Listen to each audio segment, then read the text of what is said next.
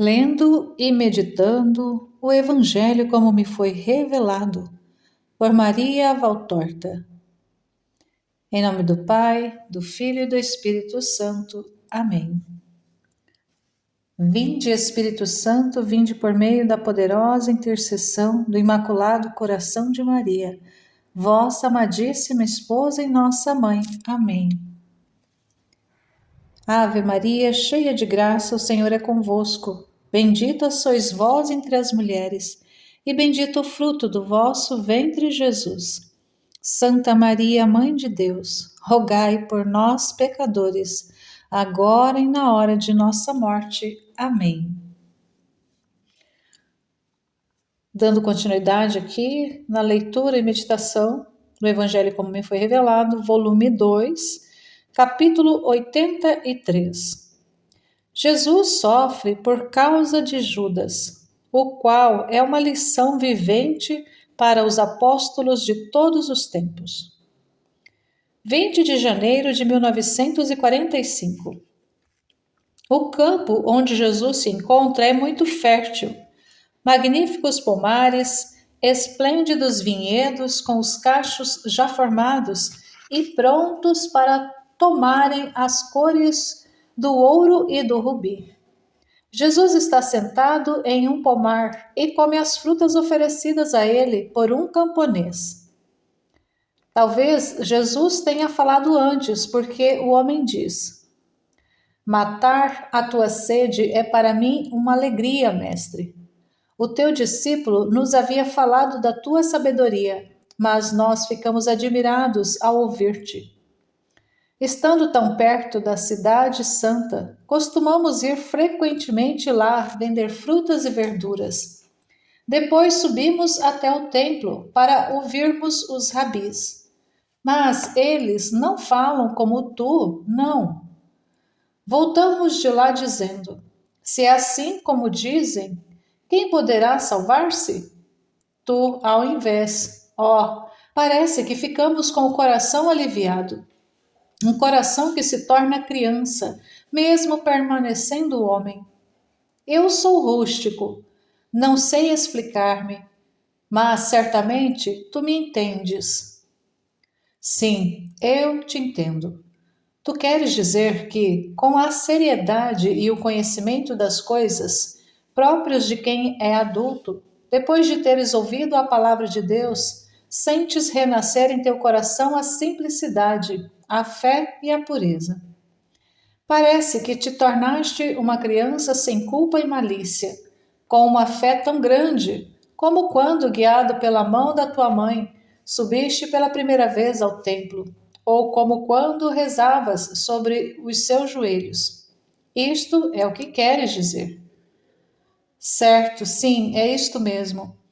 Felizes sois vós que estáis sempre com ele. Diz depois a João, Simão e Judas, que sentados sobre um muro baixo comem figos suculentos, e termina: infeliz de mim por ter-te como hóspede por uma noite. Não temo mais desventura nesta minha casa, porque nela entrou a tua bênção. Jesus responde: a bênção produz efeito se as almas permanecerem fiéis à lei de Deus e à minha doutrina. Caso contrário, a graça cessa. E é justo, porque se é verdade que Deus dá sol e ar tanto aos bons como aos maus, para que vivam, e se há bons que se tornam melhores e maus que se convertem, também é justo a proteção do Pai se volte para determinados lugares, como castigo do mal, a fim que o sofrimento o chame de volta à lembrança de Deus. Mas a dor não é sempre um mal? Não, amigo, é um mal do ponto de vista humano, mas do ponto de vista sobrenatural, a dor é um bem. Aumenta os merecimentos dos justos, que a suportam sem desespero ou revolta, e a oferecem com sua resignação, como um sacrifício de expiação pelas próprias faltas e as culpas do mundo, sendo redenção para aqueles que não são justos. É tão difícil sofrer, diz o camponês, ao qual se uniram os seus familiares, 10 pessoas entre adultos e crianças. Eu sei que o homem acha isso difícil. E sabendo disso, o pai não haveria dado dor aos seus filhos. A dor veio pela culpa. Mas quanto dura a dor sobre a terra? Ou na vida de um homem? Pouco tempo. Sempre pouco, mesmo que dure toda a vida. Agora eu vos digo, não é melhor sofrer por um pouco tempo do que para sempre? Não é melhor sofrer aqui do que no purgatório? Pensai que lá o tempo é multiplicado de 1 para 1000. Em verdade, eu vos digo que se deveria não maldizer, mas bem dizer o sofrimento e chamá-lo de graça, chamá-lo de piedade. As tuas palavras, mestre, nós as bebemos como sedentos no verão bebem água e mel numa fresca ânfora. Vais mesmo embora amanhã, mestre? Sim, amanhã, mas ainda voltarei para agradecer-te tudo o que fizeste por mim e pelos meus, e para pedir-te outra vez pão e descanso. Sempre, mestre, aqui os encontrarás. Aproxima-se deles um homem com um burrinho carregado de verduras. Olá, se o teu amigo quiser ir, o meu filho vai a Jerusalém para a grande feira de Parasceve. Vai, João, tu sabes o que tens a fazer. Dentro de 4 dias nos tornaremos a ver. A minha paz esteja contigo. Jesus abraça João e o beija. Simão também faz o mesmo. Mestre, diz Judas, se me permites, eu vou com João. Preciso ver um amigo. Todos os sábados ele está em Jerusalém. Eu iria com João até Betfagé e a partir de lá iria por minha conta. É um amigo da família, sabes? Minha mãe me disse. Eu não te perguntei nada, amigo.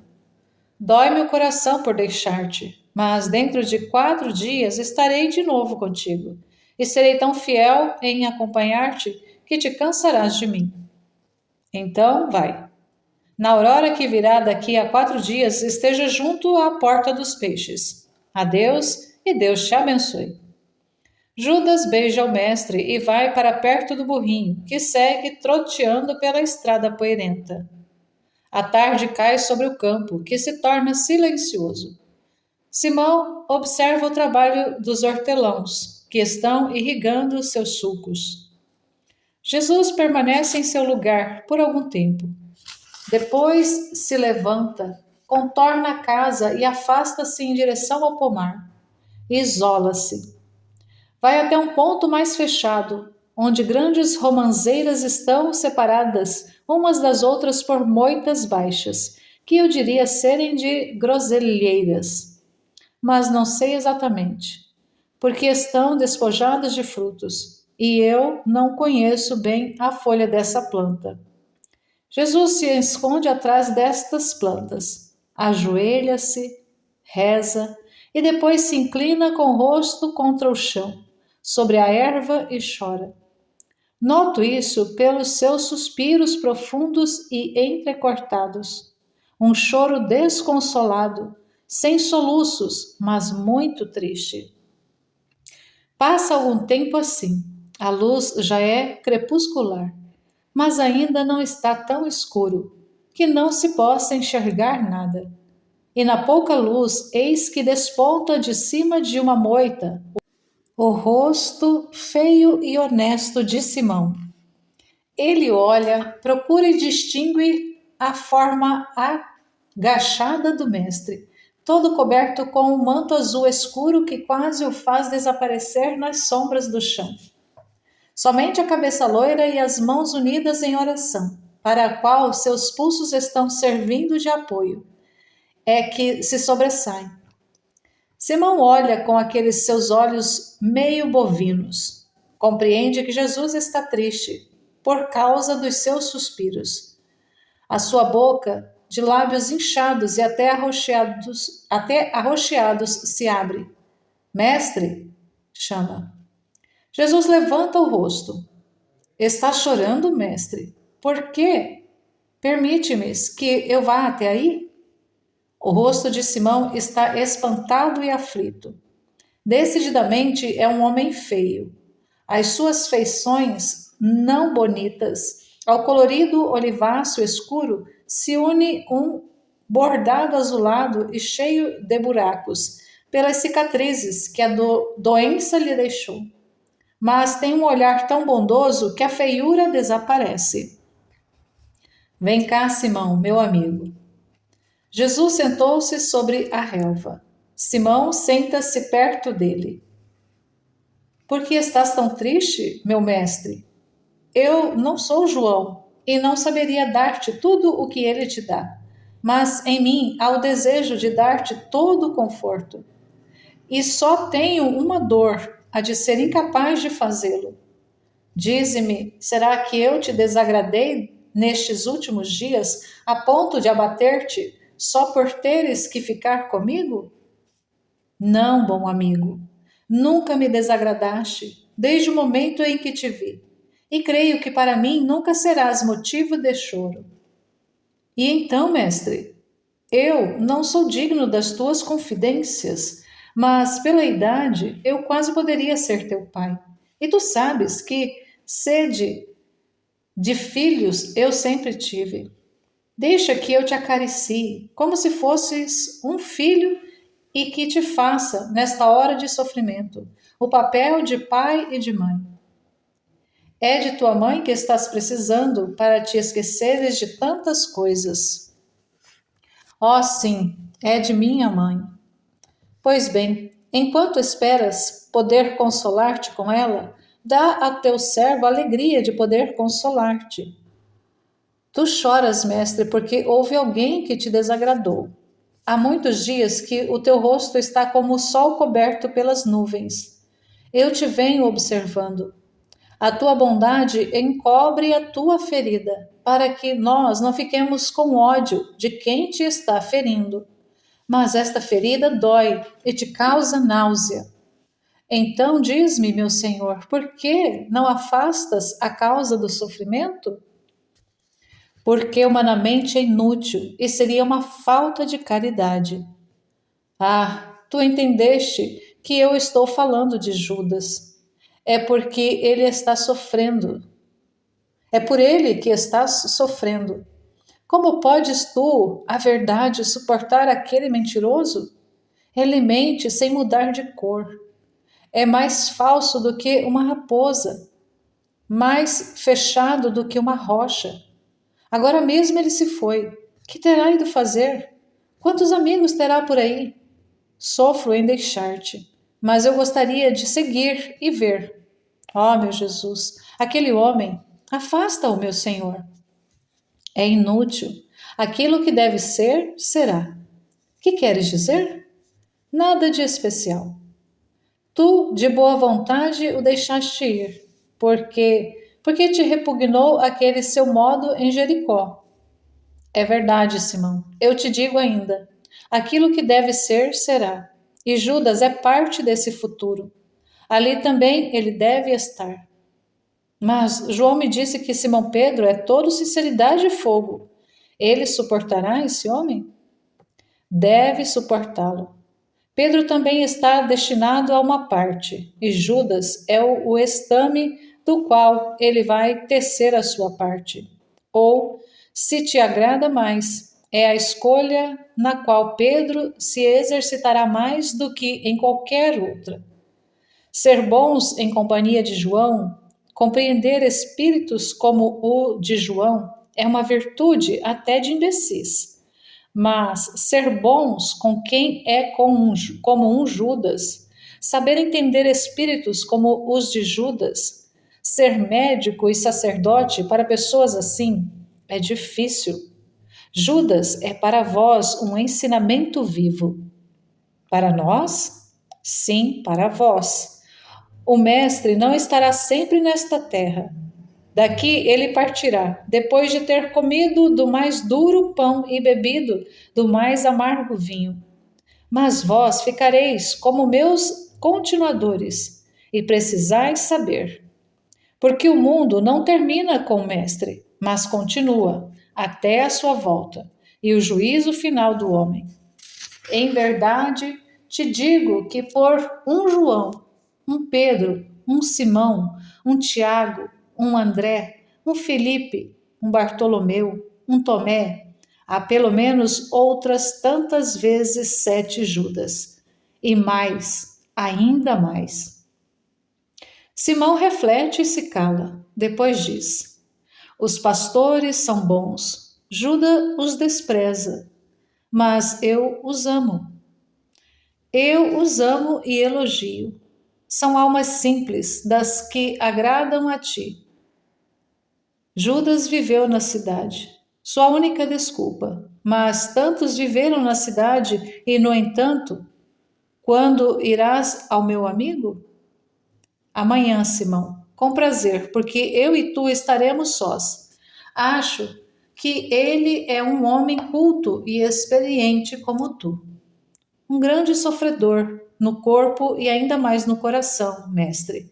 Queria pedir-te uma coisa. Se ele não te falar de suas tristezas, não lhes faças perguntas sobre sua casa. Não as farei. Eu procuro quem está sofrendo, mas não faço as confidências, não forço as confidências. O choro tem o seu pudor. Eu não te respeitei, fiquei com tanta pena de ti.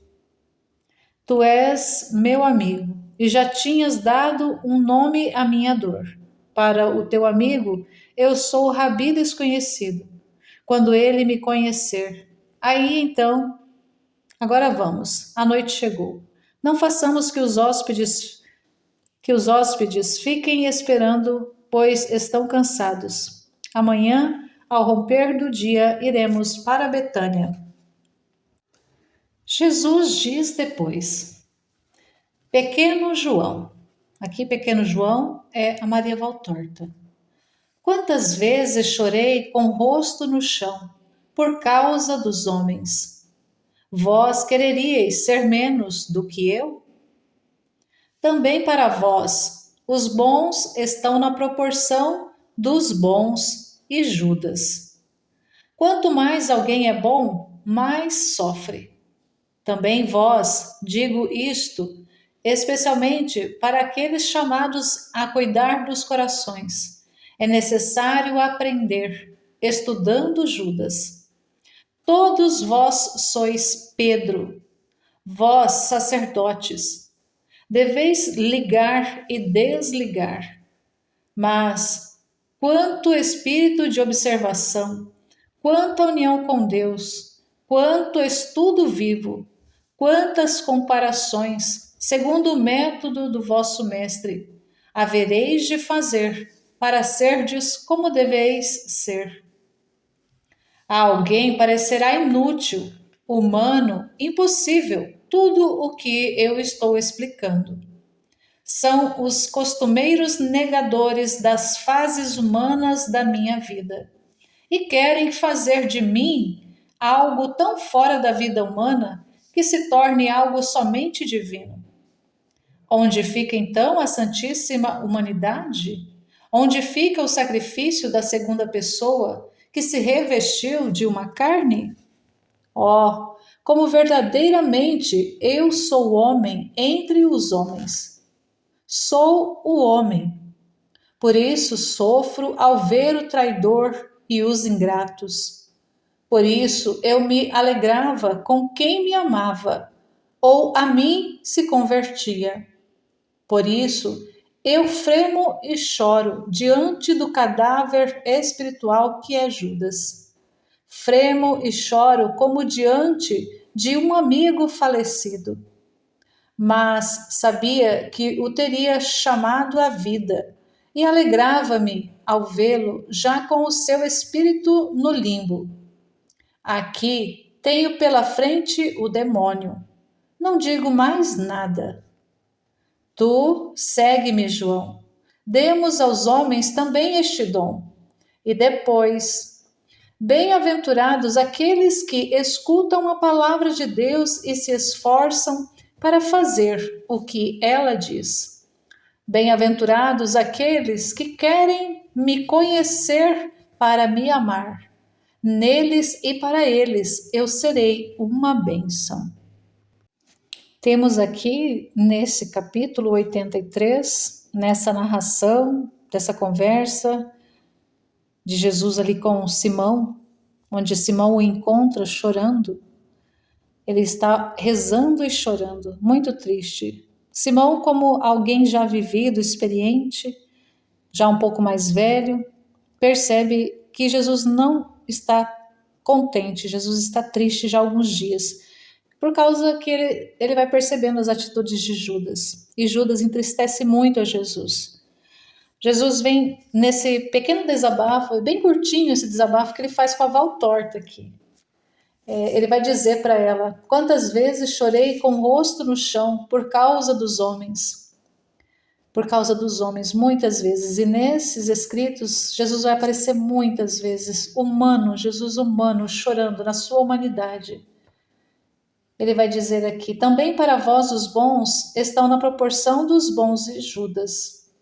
Quanto mais alguém é bom, mais sofre. E o que ele havia falado anteriormente também, para a pessoa que está o hospedando, ele falando do sofrimento, o quanto que humanamente o sofrimento parece que é ruim, que não é bom, mas espiritualmente, vendo o sofrimento, espiritualmente o sofrimento é benéfico, o sofrimento é curativo, é purgativo, é restaurativo.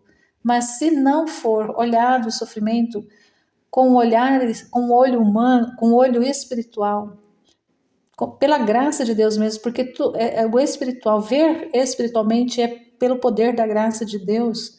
Se não for visto espiritualmente, o sofrimento sempre vai ser ruim. Mas ele até fala lá que se fosse ruim, Deus não teria dado. Deus permite o sofrimento por causa do bem que é colhido a partir desse sofrimento. Ele vai ainda ensinar para a Val torta que a alguém parecerá inútil, humano, impossível tudo o que eu estou explicando, tudo que ele vai ensinar nesses escritos. Para muita gente parecerá que é inútil, que é somente humano, humanidade, que é impossível. E ele vai dizer: são os costumeiros negadores das fases humanas da minha vida. Muitos negam a fase humana, que Jesus ele foi 100% Deus e 100% humano, mas muitos queriam só ver o lado divino de Jesus, não aprovavam que ele viveu na humanidade. Como diz na própria Bíblia, diz que ele foi humano em tudo, exceto no pecado. Então ele teve todas as experiências humanas. E querem fazer de mim algo tão fora da vida humana que se torne algo somente divino. Onde fica então a Santíssima Humanidade? Onde fica o sacrifício da segunda pessoa que se revestiu de uma carne? Ele, sendo Deus, se faz homem, se faz humano, se reveste de carne. Ele continua sendo Deus, mas ele se esvazia dessa condição para viver de forma intensa em tudo a humanidade. Para que ninguém, assim como nos capítulos anteriores, quando ele leva esses apóstolos, aqui bem recente que eu fiz a leitura, deve estar ali no capítulo 80, 81 por ali, que ele leva lá no deserto, onde ele passou os 40 dias depois do batismo, e onde ele foi tentado pelo Satanás, e ele vai ensinar que ele se esvazia totalmente dessa condição divina, e ele foi somente homem, 100% homem, para passar pelo extremo da provação, pelo extremo do sofrimento, para provar para o ser humano que ele passou, que não foi apenas o sofrimento de Jesus, o que ele viveu, o que ele passou, não foi apenas na intenção ou de forma espiritual, mas ele viveu isso na carne, ele experimentou isso concretamente na sua pele, na sua carne, na sua humanidade. Ele vai dizer ainda: Eu sou homem entre os homens, sou o homem. Por isso sofro ao ver o traidor e os ingratos. Por isso eu me alegrava com quem me amava, ou a mim se convertia. Por isso eu fremo e choro diante do cadáver espiritual que é Judas. Fremo e choro como diante de um amigo falecido. Aqui ele se referindo ao Lázaro, mas que ainda nas narrações ainda não morreu, ainda vai acontecer. Mas aqui, quando ele conversa com a Valtorta, muitas vezes ele não está na sequência dos acontecimentos. Mas sabia que o teria chamado à vida e alegrava-me ao vê-lo já com o seu espírito no limbo. Aqui realmente, ele falando de Lázaro. Aqui tenho pela frente o demônio. Então ele está se referindo desse choro relacionado a Judas, porque essa luta com Judas não é uma luta apenas de homem com homem, mas é de o homem Deus contra o demônio. Porque Judas é essa expressão demoníaca que representa muitas almas. No tempo de Jesus e no nosso tempo, em todos os tempos, há pessoas como Judas. Então vamos continuar nos escritos, vamos aprendendo mais à medida que Jesus vai revelando, a Valtorta vai narrando, nós vamos aprendendo, vamos conhecendo a pessoa de Jesus, a pessoa de Judas, os apóstolos, ele vai ensinar muito para a gente. Ele, em vários trechos, em vários textos, em vários capítulos, Jesus vai trazer ensinos, ele mesmo ensinando, falando com a Valtorta. Geralmente depois de uma narração, ele vem e faz um ensino em cima daquela narração. É importante acompanhar para aprender mais, aprender aquilo que a gente precisa para caminhar fazer essa caminhada espiritual de crescimento, de desenvolvimento da vida espiritual e se encaminhar. Nós estamos nos encaminhando para alcançar o propósito para o qual nós fomos criados, que não é objeto tratado nesses livros, nessa obra, mas no livro do céu. Mas trabalhando os conteúdos conjuntamente, a gente vai compreendendo o propósito para o qual Deus nos fez, que foi para sermos para Ele, a partir do conhecimento, a partir desse relacionamento com Ele, relacionamento de amor entre Criador e criatura, corresponder ao projeto, ao propósito da nossa vida, que é para todos, que é a santidade. Mas não é a santidade humana, uma santidade de virtudes apenas,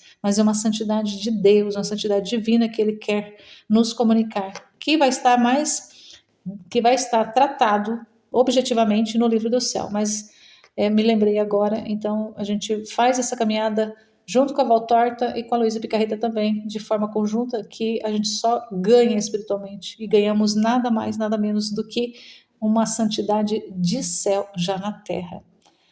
Então, louvado seja Deus por esse momento, por essa oportunidade, por mais um pouquinho do livro aqui da Maria Valtorta, desse evangelho, como foi revelado para ela, e nos dispondo a permanecer juntos, unidos, no nome desse Deus Todo-Poderoso, que é Pai, Filho e Espírito Santo. Amém. Louvado seja nosso Senhor Jesus Cristo e sua mãe Maria Santíssima, para sempre sejam louvados.